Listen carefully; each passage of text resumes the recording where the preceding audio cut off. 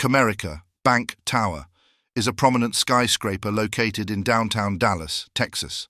Completed in 1987, this iconic building stands at 787 feet, 240 meters tall, and features 60 floors, making it one of the tallest buildings in Dallas.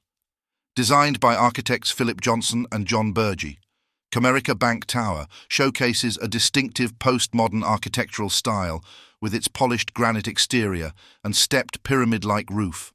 The building houses a variety of office spaces, with Comerica Bank serving as its anchor tenant, occupying a significant portion of the tower. Known for its dramatic night lighting, which often changes colors to mark special events and holidays, Comerica Bank Tower is a key feature of the Dallas skyline.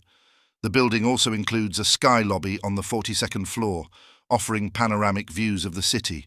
Its location at 1717 Main Street makes it a central and accessible part of Dallas's bustling financial district.